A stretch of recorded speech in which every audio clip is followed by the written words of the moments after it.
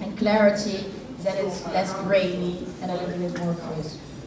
To be honest, we in the Netherlands, we like it when it's a little bit, when the feel of the image is a little bit analog.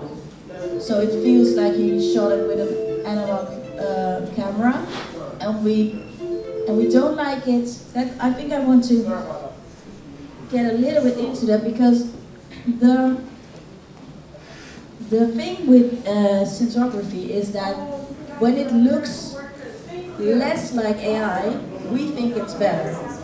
So this is a cultural subjective opinion, but so if it looks very plasticky and the skin looks very plasticky and people are like, and it looks like everything you see, for instance, on Adobe Firefly. So I'm going to, let me show you.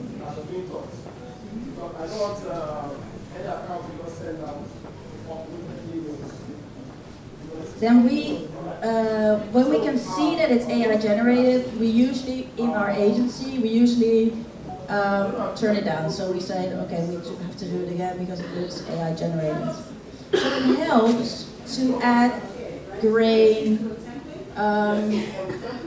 and make sure that if you if you have a table and it's just a random setting, for instance, you want it to look real, that it has a pen and a can and a water bottle. And it's not like fully empty with just one pretty thing on it, because that isn't the real situation. It's not reality. So for instance, these images, we would all turn them down. And the reason is because they look very AI-ish to us.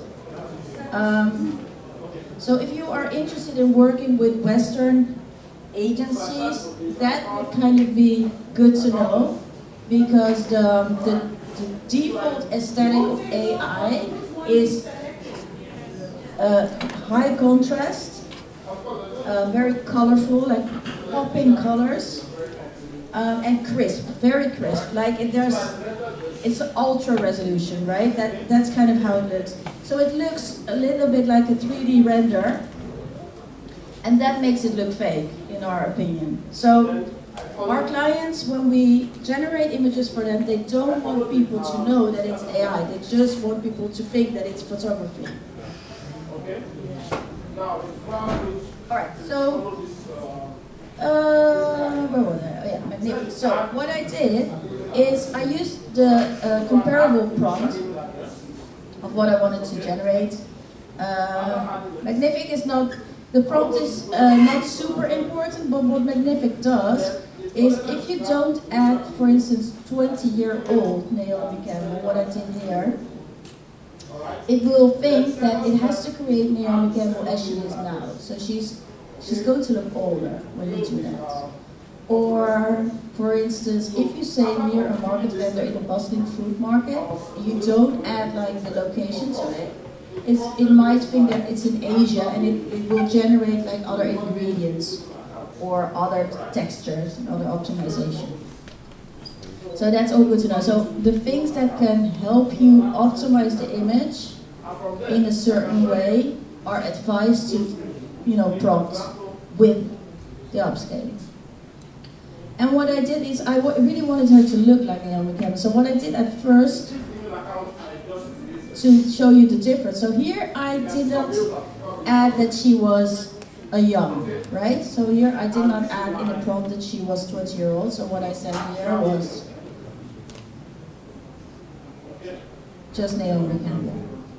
Also, like imperfect skin, wrinkles, moles, things like that. We add that to the prompt, because if you do that, it makes it, unless you want to create like a higher top model, somebody, you want to keep it real, you want to keep it realistic, and especially for social media purposes, that would be advice. I would prompt that in, because it makes you look the output more realistic. Alright, so in the end I decided, okay, so here I also had a high creativity, so I decided just to get the creativity down to -5. And then she was much more alike, and the mouth was still a bit crooked, a little less but not much. And I thought, okay, this is doable, this is quite good. And what Magnific does very well, but when the creativity is down, it does it a little less. What Magnific is very good at is adding skin textures. Like for instance, you can see it here with her arm, or her ear, her hands. It adds the veins, right? It just adds the detailing, which makes it look quite real. But here, then it also adds the face. So if you're really interested in, if you really want to know how we professionals do this, is we create 4 different or 6 different images with different settings, and then, for instance, we mask out, or we use one image where we use the skin texture, one image where we use the facial features from, one image where we use the background from. So we optimize every single part of the image and then bring that together in one image. So a lot of our final images, they consist of several other images. That's really for the pros. You don't have to remember that, but just wanted to. If you're interested in becoming a pro, do that. That helps. All right, so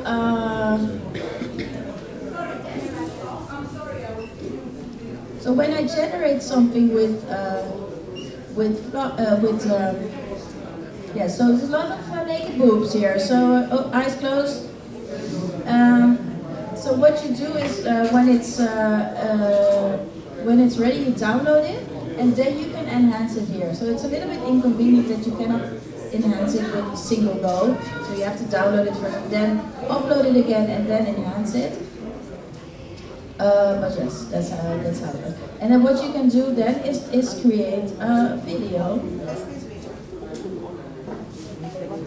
And you go back to home. So this is actually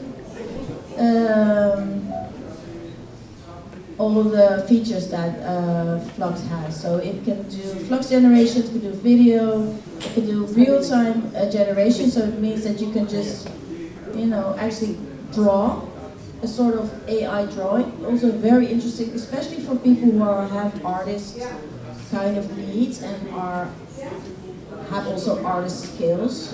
I'm not very good at that.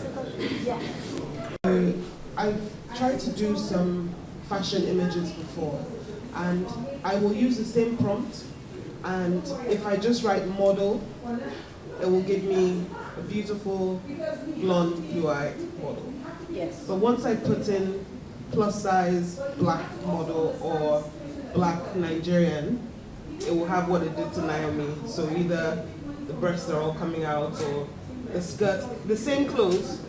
The skirt is, I can show you images. Yeah. The skirt is, up to, so is that because of what the audience is feeding it, or is it, again, like you said, a bias, where it feels like this is how, because I did, let's say you use something, if you go really, really upmarket and you put a Calvin Klein outfit, and you put female model wearing Calvin Klein, it will give you a lovely contemporary suit for the white model. Yeah. And then if you put in black or Nigerian, it'll either take the model, then it will change her location.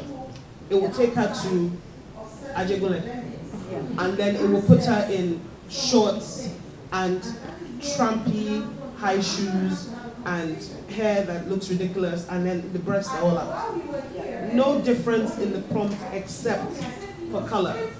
So how is this by continually feeding in images of black models where they're properly dressed, and is that the way to change that?